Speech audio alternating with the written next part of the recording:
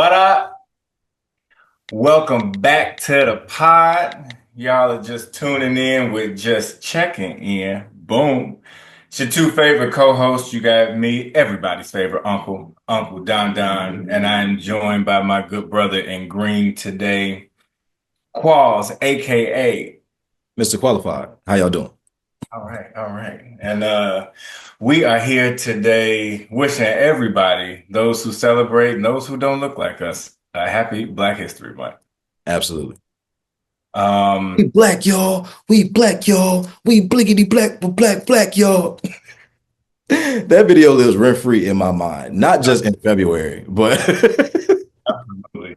And we, you know what we need to bring back? It's probably because we don't live in the same city, but we used to greet each other through the pandemic with "Black man" and do we the good did. barbershop dap, you Yeah. know? Yes, we did. We it'll make its comeback in time. In time. It has its place. It has its Yeah, place. it'll happen. Well, anyway, how are you before we get into things? We should Man, start checking in with each other. right. Yeah, we got to be more intentional about that on the actual pod. But no, I feel like I'm doing pretty good. Feel like, the year of January finally ended. So we got through that one. But nah, just feeling a little bit rejuvenated going into this month. Man, I don't know. I feel like the road to 30 is already beginning. There's a lot of introspection. There's a lot of intentionality behind what's going to stay and what's going to go as I try to get more intentional about, things within myself. So the rejuvenation part feels good in regards to navigating that. But yeah, all in all, I would say things are feeling pretty good. Definitely way more optimistic than they were at the beginning of the year. Okay. So, by the way you were feeling, you would say that you were in maybe like, I don't know, a green light space. Currently, yes, I feel like all things are go on green. So yes, I'm in a green light space. Okay. Well, I should have wore something red. Following my shirt from the last episode where I said I'm surrounded by idiots, I feel like while I am okay, I just feel like I have been in a spirit of annoyance and just feeling like stop. Just everybody stop. Just everybody just leave me alone. Just red light. Favorite little childhood game, red light, green light. So yeah, I feel like I've been trying to navigate some red lights, some red flags, if you will, that have come up from the world, obviously. Uh, hmm. Truly. What fever dream are we living in right now? But yeah, between the world in general, between friendships and relationships and work, and just there are things that come up that feel like red flags or, things that could be like red light moments. But you are in green and you seem that all things are go for the year of January. So you got the green lights. We might as well talk about it, you know? Yeah. I mean, it's cool being in a green light space. I feel like I've operated in a red light space or in that spirit of annoyance far more than I like to admit. But also I do feel like whether it's operating in this kind of like, green space of just, being willing and, feeling good about kind of being on the go or saying yes or feeling like, things are worth kind of moving on toward or with, that's a choice. And I think that you just have to, I don't think a lot of people maybe realize how difficult it can be to make that choice. But ultimately, that's what it is. So I feel like, you're not always choosing to be in a red light space because sometimes that's things that's out of your control. But um, yeah, I don't know. This green light space feels like something I'm a bit more, in control of, and that feels good too. And I do think it green light, green flags, tomato, tomato, same thing, same principle. Yeah. Would you, for the space that you're in right now, are you saying that's just kind of a general green light, green flag spot that you're in, or is it like tied to work, friendships, relationships, just No, something in general? yeah, it's kind of tied to a little bit of everything. I mean, it's tied to everything in its own individual way. But I feel like I've been focusing on the big picture and how it all comes together. Because uh, I'm tired of feeling like I'm not really living life. And I'm not living my life. And so this space of kind of pushing everything in the goal is me. I don't know, feeling like I kind of got a full understanding of how I need to be for all those different things. So whether it's work, whether it's friendships, whether it's relationships, whatever the case may be. I know where things stand. Or actually, I actually take that back. I know where I stand. And I know what I need to do. So the green is more so from the standpoint of there's no longer a lot of like questions, or there's no longer me anticipating or waiting for this kind of validation or confirmation. It's me understanding what's going to be best for me and needing to do that. So at work, it's kind of challenging myself to be better. I think I'm comfortable, which is good, but I can be better. I can just be better at my job, and it's something that I genuinely enjoy. So pushing myself to learn and be better in that sense as well. Friends, just understanding being in this weird place of how we talked about it before. Friendships change and evolve, and the tiers of friendships. So not feeling bad about the energy aspect of it, and not having my life dictated by where I feel like the energy should go, or trying to navigate that and figure that out. So yeah, could go on for days with the analogies and stuff like that. But ultimately, knowing where I stand has allowed for this, green space to exist. Um, but yeah, is the red space more general for you, or do you feel like that's just more so been specific to one thing, but there's other areas where it may be a bit of a green space, or you've seen more green flags? Um, I say across the board. Like I feel like I am the green light. I am Mm, the green flag. I just happen to be around some yellows and some reds. So like if we just start with work, for example, this is maybe not the exact space I'm in right now, but when I was thinking about this, I was like, what are some red flags at work? Like what if I just wanted to be like red light, you're at work. You know when shit is going less than desirable at work, and then you finally say something to somebody. Now management comes in and say, "Well, I'll buy you all lunch. Like, let's have a pizza party." That's a red flag. yeah, it is. I can eat food on my own. This half a slice of pizza does not solve the hell that y'all are putting me through, right? So, I was thinking of that. I won't even call this an ick, but maybe a little yellow flag at work.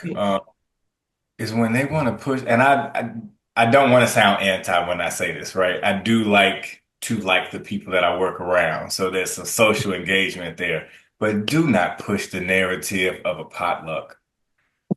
I don't trust where y'all's food is being prepared at home. You may look clean when you come into the office, but how many cats do you have? Like, do you wipe out your microwave when you get done with it? That that's opening the door for be a little red light for me. Like, nah, I'm good. Hey, so one, there are definitely horror stories of potlucks and there being animal hairs in foods that I've heard horror stories of that. And I don't know if it's the higher ed space. I don't know what it is about certain communities of people, why they enjoy potluck so much. But they sure do love them potluck, don't they? That's used for any means of celebration. Look, put it in the budget so we can just order out. Okay, we do not need you to bring a pan of brownies. We don't need you to try to do the potato salad. We just don't need it. We don't. It's okay. This cultural exchange don't have to happen. That's exactly what it is. It's definitely a cultural exchange. I don't know though. It depends. Sometimes like they do be having they stuff that they be getting to it with. Like chili. I mean, chilies and casseroles, absolutely. But I need to know, like, how many dependents are you Casseroles is paying? crazy. Who's in the house? Where are the pets? Have they been locked up? Are they on vacation? Like, it's too many variables when you start bringing dishes with foil on top, talking about y'all ready to eat. I'm not. You first of all, rolls is insane, but touche. Um, yeah, you this pet thing is really bothering you. You must have a horror story, a trauma experience. I just I know that I have, and I'm not calling out any current coworkers, but I've been in previous jobs where they come into the office and we don't work with animals, right? We don't even work outside. But everything that you have on for work has pet hair on it. Your Mm. pants, your jacket. Now, unless you're moonlighting at the vet clinic and then you just came in because you got off shift, that's one thing. But you expect me to see this layer of Yeti that you have on you along with a dish because you cooked it at home and now it's lunchtime. The math ain't mathing for me. So red light, stop. Just we can get Panera. I'm good. The layer of Yeti is insane. You are ignorant, bro. But where else do these red lights and these green lights apply, or where else have they applied recently for you? I say in general, but I'll pivot that to friendships because I feel like friendships and connections are also kind of a good foundation for exploring relationships. So that's conversation for another time. But friendship red flags, I would probably say if you do not have self-awareness, you don't even have to have a high level of self-awareness. I need to know that you have some self-awareness because I feel like that bleeds into accountability, like just Yeah. personal accountability. Um, Yes, I can't stand somebody that's just like in the clouds and they don't understand their role in situations and conversations. And so it's just that's red light. Go ahead and stop, my guy. You ain't got enough together to be in community with me. Yeah, no, that's something that feels like got to be a given because like eh, at our age, you ain't self-aware. I don't. What's the point? I don't. What value are you bringing? Because it don't even have to be something with us, but just being self-aware of, like you said, to the point of accountability, just being self-aware of where you are with things. Like if you aren't able to communicate and share, like when you know that you off your square, or when you know that something is bothering you, or when you if you can't realize that maybe something you going through or the things you feeling are affecting how you are outwardly presenting, now to me as a friend or to a friend group, like we not saying things don't happen, but that can't happen and not be, accounted for. So yeah, that self-awareness, yeah, that's a given to me. So definitely a red flag there. Yeah, yeah, just unacceptable. That seems so strict, but it's just really like, yeah, come on, man. We gotta Listen, at our big age, like now say I'm questioning what are you aware of?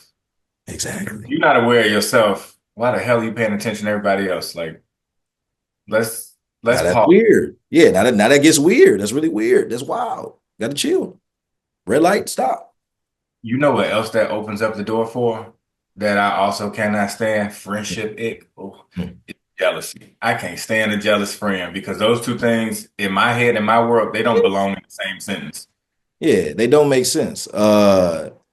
Because yeah, it literally I don't even know what the definition of friend is. Like I haven't looked that up for whatever reason. But whatever it is, I'm pretty sure jealousy goes completely against the grain of whatever that definition of friend or friendship is. Maybe because friends or friendship is based in support in some capacity, and you can't support and be jealous, or envious or whatever, word could be aligned with that. So yeah, that's definitely an ick too. But it happens. And one thing I will say, I think that happens a lot more. I think it's talked about more with women, but it happens just as much, I would say, with men. It's just, if not, maybe a little more. It's just not talked about the same amongst the friend group of men, and it's just not the same conversation societally because I think it's been deemed like a woman thing to be jealous, but nah, niggas be jealous. I mean, I feel like it's an emotion. I feel Yeah. if it's maybe it'll be an inside out three, right? Jealousy. But I feel like dudes are more jealous than I feel like girls are. Girls can, and I don't mean to generalize, but they can be seen as like catty with the gossip and everything. But that's everything that you can say for friendships amongst girls can be said the same with guys and worse. I think dudes gossip more than they admit. I think dudes can operate in a little jealousy more than they admit. Like it's too much, right? So yeah, but they haven't been taught to process emotions and talk through them. So when they see something that somebody else has, it's like, oh yeah, my homeboy gonna put me on, or he got this and I want it, so now I'm gonna talk about it. Because that'll open up the door for dudes who cheat or are the third person in a cheating scenario. Say like I mess Mhm. around with your girl or something like that. Yeah. Yeah, and it's just like, dude, like, what do you mean? Oh, you got a good girl. Yeah, I do. You go find one. Don't find mine. No, facts. But yeah, I don't got no counter, but have we talked about more red lights than green lights? Well, in friendships, if we're looking at green lights, I feel like one is getting like a random call or a text is cool too, but like a random call from a friend, especially if it's somebody that you haven't talked to in a minute, just to see Yeah, their name pop up and be like, oh, and it was like, oh yeah, you was on my mind, or I'll call my friends and be like, I just wanted to put eyes on you and just see how you're doing. Like that's a green light because I feel like you were thinking about me when I'm not present. Like I crossed your mind for a reason, and you said, "Let me take time out of my day to reach out to you." So that keeps up the brotherhood, that keeps up the siblinghood. If we, yeah. expand it across friend groups or whatever. So that's a green light for sure. What's one that sticks out for you? Yeah, no, that's a really good one. That's something I've definitely thought about and started to notice more recently. I'd probably say maybe like the last couple of years. Like just that being such a big and intentional action. Definitely is a green light. Um I think friends who either find or create the capacity to uh, I don't want to generalize it and say understand, but I feel like friends either have to care enough, be invested enough, or know you well enough to sometimes like go that extra mile to make sure you are good or felt seen or understood in specific moments, right? Mhm. Because you can have people who are friends, but they might be relatively oblivious, or for whatever reason, you might be able to mask things and they don't realize. But sometimes it's like it feels really good to know that you have people that like you can't lie to. Like you got friends, and sometimes you feel like, oh, I'm cool, and you hope they don't like dig deep. But you got friends, so it's like you say that, and they for me, you fall into that realm. Like I know that I can't lie to you about where I'm at or how I feel. And even though for everybody, I feel like I wear a lot on my sleeve, like I present where I am literally. So like whatever I'm navigating, processing, whatever, like I can't really max that. But some people they don't dig past oh, like I'm cool. He said he cool. You're not one of them people. You know what I'm saying? So I think that's a green light when you have somebody who's willing to act on the knowledge they have, but also choose to be invested enough to say, even if this is just making sure you good in this moment, I'm not going to ignore this thing that I'm very aware of. Just because I don't think it's something that should be expected to be a guarantee, even from somebody who's genuinely, a friend to you. Yeah, and that what that kind of signals to me is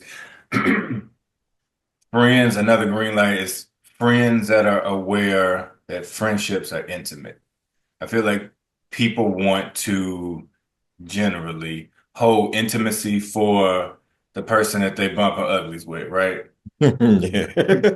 Intimacy is, it doesn't just have to be that, right? We talking friendship. This is how we are connecting. If we going back to alpha, like your line should be the most intimate connection, especially your link, your LBs, like Yeah.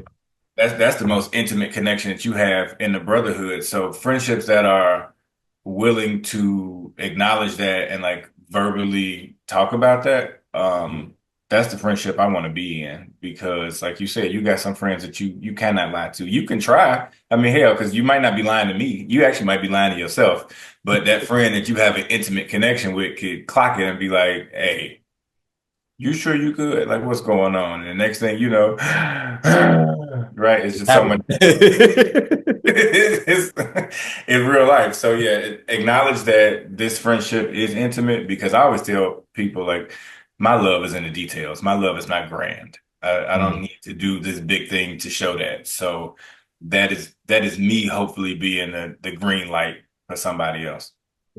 That's real. And I think it's a fire quote first and foremost, but I think it's underrated. I think a lot of people want love to be grand, and out of respect for it, I do think within grandness there are details, right?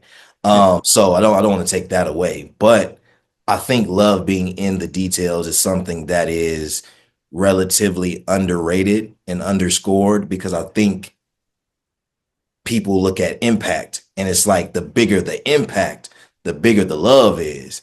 And it's kind of like, no, like the the intricacy of it, like the true thought and plan or even the action of investment, caring about the details, caring about the little things that maybe aren't seen or may not have the biggest impact right now, but something that you may be able to look back on in a year or two or years down the line and say, that's a moment that still sticks with me because it hasn't happened often or it hasn't happened since or whatever.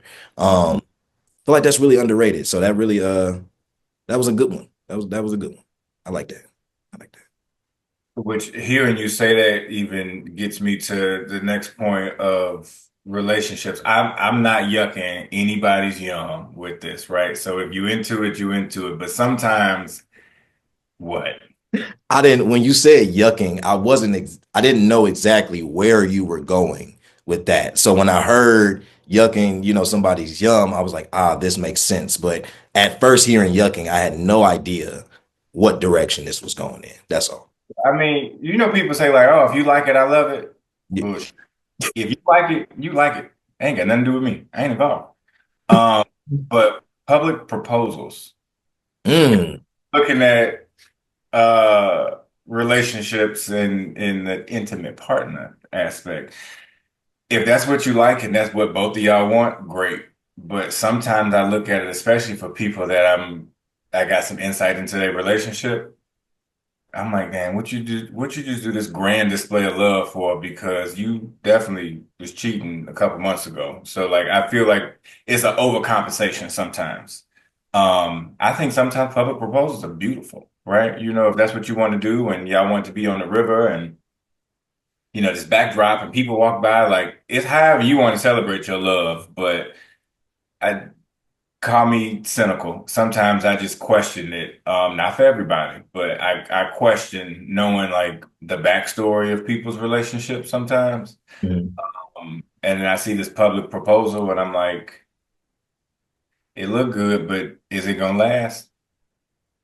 Yeah, no, that's really interesting. I think a lot of grand gestures are made to make up for things that may be going on behind the scenes. And sometimes grand gestures are just grand gestures. Sometimes that's how homie wanted to come with the proposal. Or I think at least like what I feel like I've heard or learned over the years is that I think it just really depends on what the woman or the bride, whoever is being proposed to, what they want or what they prefer. Some people prefer it to be an intimate proposal. They don't want it public. Some people they want everybody possible, to see that moment. It just depends. So, but it definitely has its layers where it can give an ick. Like you said, if you have that background knowledge, it definitely gives you a different lens and perspective to look at. Brother, why you ain't had to do all this. Not saying, not trying to, be on you like that. But yeah, it's a very interesting. Very interesting. I've I've seen it both ways, right? And even public proposals, that might be considered an intimate thing for that couple, right? Because now they want like their family or their parents or their friends that's really been a part of this relationship, around and share that moment with them. It just happens to be outside. So I'm not saying that if you've done a public proposal or intimate proposal and then did like an engagement party that was something that's not a bad thing. So like I said, I'm not gonna yuck your yum. If that whatever's for you was for you. You didn't ask me to marry you. But for me, that is just something that's just like, why? Why? I ask why almost too much, so it's to a fault. But what's red lights or green lights in the dating aspect now that we switch gears? Yeah, I was thinking about the proposal aspect, but more so the part of like knowing the background of people's relationships. I think how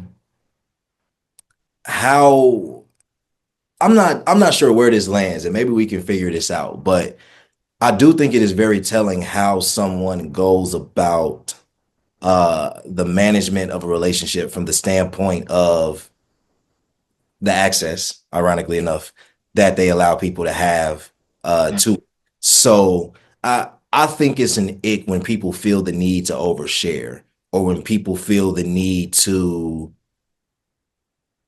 provide evidence unsolicited of like this is what I have, this is what I'm doing, this is what it looks like, or this is what I want you to see.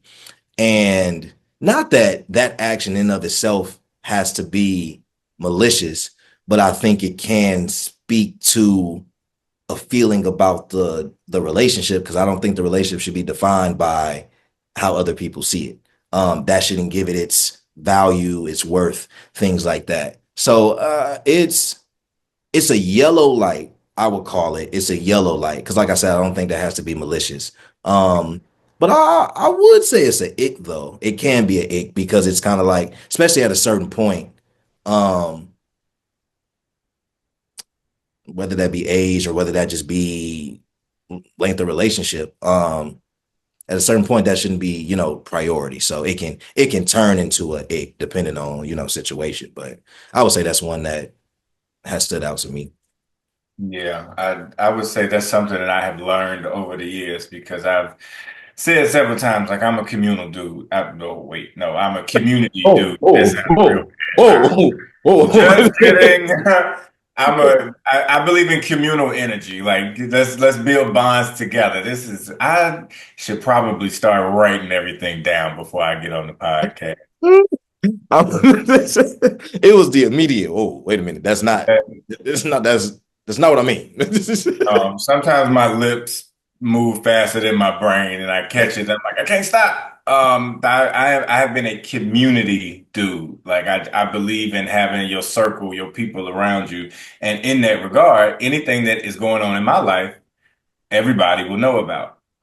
That should not be the case when it comes to dating and relationships. Like you definitely have your friends. Like I don't think you get in relationships and completely insulate yourself. Like that's a red flag. Right. Because you still need somebody to talk to outside of that. Like your partner should not just be your world, but you also don't need every neighbor in your business, right? So if we talking about community, we not all living in tents and just out in some circle together. Like you have your own home. Like so what happens inside should stay there. And then to the point that you can process. So that's something I've definitely learned. But even taking a step back in terms of dating, like before you get to the relationship, um, I've been single for a long time. Like if we talking single, meaning not in a identified relationship, it's had been 9 years, right? I think that math is right. Um, and I get hypercritical of people, and I also bore easily. But smallest thing was red light for me. Like if I don't like your hands, like you got dirty nails. Oh God, I cannot stand dirt under the nails. Or if you don't like, if your hands are not moisturized, I don't care if John Henry and you work on trains or something all day. Like lotion exists. You can unhand me. Like no, I cannot stand rough hands on a person. That's a guy or a girl. Like it's unacceptable. There's too many options to moisturize yourself. No, rough hands, nah, choosing to be ashy. But more importantly, like just take care of your skin. Like this ain't even about like the materialistic aspect of anything. Like, take care of yourself. Okay. Like you need to moisturize your skin. But that is hilarious. And that is such a you thing. I feel like your bar is so you just like, yo, like some of these, like you should just be able to fix this. Like, look, rough hands, no haircut, scruffy beard. Like, I don't like, I feel like you just got things that are like, no, absolutely not. Like, there's no way this can't be better. It's No, strict around them another, parts. huh? It's strict around them parts. It is. My bar is set high, but my bar is set high for me. So I don't have it high for you, and then I'm just out here like a loser. Like that's not it. Like our That's- bars are set high together. You know, another one in Dayton, and I didn't come across this often, but I can't stand when somebody clothes don't fit. Okay, so when you say don't fit, like what type of don't fit are we talking about? Like too big, too small. I'm not talking about the whole, baggy vibe or whatever like that. That still fits. That's an aesthetic. But when, say now we're in 2025, if somebody were to come up to me and they was dressed like 2006, where the seam of your shoulder on the shirt is down by your elbow, why are you still a K&G? Like just let all of those brands go. We don't need, it's too much. It's far too much. Ooh, K&G just brought me back because every nigga done got at least one suit from K&G. Oh, At I least one. know. At least one. At Everybody in Chicago was dressed like Steve Harvey. It was terrible. least they weren't dressed like him for their eighth grade graduation. Yeah. Oh, I was. So was so was I, I. it was a two-tone blue, like pinstripe little number. Mine was Uh, brown. it was fresh at the time, but I look back and say, why was it so much fabric? It was so much fabric. It was so long. I had a fro at the time. I feel like it was a setup. And my mom somehow convinced me to take a picture with me holding the jacket over my shoulder. Like, And damn, it was a comforter. I am, bro, I'm 14. Why am I taking a picture like this? Don't make no sense. Terrible. Light bulb, red light, bad weaves, Hey, bad hey, weaves. If I can clock it, don't come listen, around. okay, let's just have an open dialogue about this, okay? I feel like we understand, as men, that isn't it ain't really our place. That's not what we need to prioritize commenting on. You know what I'm saying? We get that. But we're not blind. Okay? Some things are extremely visible. So as Donald just said, if we are able to be like, I don't think that's supposed to be like that. Maybe just maybe rethink it. Maybe reconsider. Maybe double check. Ask somebody else. But I'm in agreement with you. Yeah, because I'm real big on like eye contact. So if I'm engaging with you, I'm gonna look at you, right? But if your weave is fucked up, excuse me, my eyes are gonna keep looking up, and you're gonna be like, "What is he looking at?" And I'm like, "You should know. You came out the house like that." That and that little baby hair shit, I hate that. They be like, "Oh, these my edges." Like, no, that's enough for a ponytail. Just move that bang out the way. Why did you glue it to your forehead? I hate that. I hate that. Oh, if I went on a date and a girl showed up like that. I'm gonna possibly have a respectful, very short conversation, and I'm gonna say, I gotta go. I gotta go Wait, wait, somewhere. wait. You said she got enough the baby hair be enough hair to make a ponytail. Just move the bag out. Oh my God, because it would be, she'd be like, oh, this my baby hair. No, it's not. Your grown ass, you need to do something else with that. You want me to have a nice fresh cut every time I show up? Well, do something about your wig.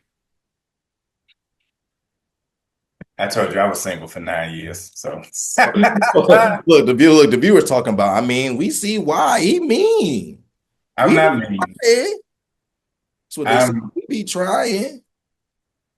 remember me different. Hell, every if you don't have a friend, you at least have a mirror. Let the mirror be your green light. Let that be my takeaway from the day. Look at yourself in the mirror. And if you say, am I okay with this? And hell, maybe you are okay with it. With if you get the green light, say I'm good with it. You say, what would somebody else say about me? Let that be your North Star as you guide your day. No, that's where they stop. They don't want to be defined by other people's thoughts and opinions. Other people's thoughts and opinions don't matter. If they look good to them, then they look good. This goes against my profession, but I say this all the time. Bring back bullying. People, to our earlier conversation, they are not self-aware. So let's bring it to them. Get your shit together. I don't know how this went off the rails in the I last don't five. know where this went. Let's this spiraled from a lot of red lights. What are some of your green lights in dating? Let's go with that. Green lights and dating. I think somebody that genuinely can accept and understand flaws is a Mm, green light. Because within that, that doesn't mean that their choice is to stay or build, right? But somebody being able to accept that, okay, that's the flaw of this person. That's what they come with. May right. not be my cup of tea or may not be something I want to take a risk on, but I accept that and I make my decision based off of accepting and understanding that's just what will come with this person. But if you are going to choose to stay and build or whatever the case may be, that's necessary to be able to grow with that person. Because and flaw is a tricky word, but it's like, some things can evolve and people can grow into things, but like some things are just that person. Like, and it's like some things you have to be okay with. Like, that's what come with bro. That's what come with sis. You know what I'm saying? So I think people that can genuinely accept and understand flaws in dating, that's a green light. Yeah, that clip right there, you just solve world relationships. I'm still gonna say that at the end of the episode, but you heard the man. Yeah, you really did because like I mean, for whatever Beyonce fans we have on here, flaws and all, right?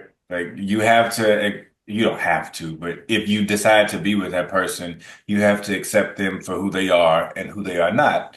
And the parts that, are not necessarily deal breakers, right? It's just saying that I'm meeting you where you are and we can come together and be this, partnership together. But that flaw piece is important because I feel like without it, you kind of live in a false sense of what a relationship could be because you're not willing to compromise or you're not willing to aid and support, like to be your partner's kickstand through whatever that may be. Because mine is communication.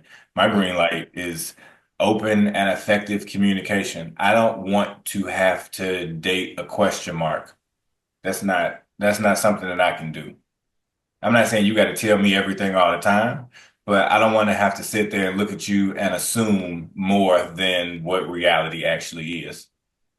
That's real. Yeah. And I understand that communication is or can be difficult and or a struggle, right? Effective communication does not come easy, it doesn't happen overnight. But I think it, like you said, it is not the idea of, and it also depends on where people's baseline are and where they're coming from. Because, if you've dealt with ineffective communication or bad communication for so long, or if that is all that I understand there's a curve, Mhm. to getting comfortable in, healthy, effective communication. But I think that um at a certain point that has to be seen as a given. Like at a certain point, it has to be understood as a requirement. Like this is not Yeah. something you test or you play around with or you wait till I get to this point to do. Like anything substantial or sustainable that you want to have, that's a substantial or sustainable, um, is going to have to include being able to do that. And I think part of learning how to do that and what can expedite that process is being open to just learning what it looks like. There's no perfect way for it to look like. There's no perfect way you put things together to say, oh, this is how you effectively communicate. Because it also very much depends on who you're communicating with. Like, so Mhm. while there's this general base of effective communication, where the two people are coming from determines what y'all's effective communication looks like. So yeah, it's yeah, all part of the journey, all part of the work. But gotta understand it's a requirement though. Mhm. Because how we communicate and we determine that that's effective for us doesn't mean that that same effective communication is going to work for you and person B, so that it is very individual. But I think it gets to your point into like understanding the flaws and, being open in that regard. So yeah, you own something there, my guy. Yeah, I'm trying to be more insightful. Like you said, I don't think this part made the last episode, but I'm trying to keep my Prison Muhammad aura going. I just don't have a beanie on today. It's all right. Oh, it didn't make the last episode. We need like a blooper reel or something to send out for people to see. We truly do. There is so much that doesn't make the final recording that's like, we're still funny. Like if y'all think we funny within the episode, imagine what don't get put on wax. Y'all would be entertained. And you know what? I will say green light, unless you have something else we can start to wrap, but a green light is everybody that keeps listening. And now we see a lot more shares and we see a lot more people commenting. Even one of my friends called me Kenny G. The last episode, and I did not see that until like I saw it written, and I was like, "Damn, I get it. It does look like Kenny G." But yeah, no, y'all are the green light. We like talking to each other. We gonna check in with each other always, but we also now have added y'all in the community, so appreciate the support Yeah, absolutely. Knowing that it's not just us that finds us funny, but that y'all find us funny and y'all find something insightful or meaningful from what we talking about to come back and hear more. Whether it's mess, whether it's unhinged, or whether it's us actually talking about some real deal nitty gritty life stuff. Y'all seem to rock with your two favorite people, so we appreciate it. We appreciate it, and we gonna keep trying to give it back to y'all. So. for sure, for sure. Until the next episode, we will catch y'all next time. Peace.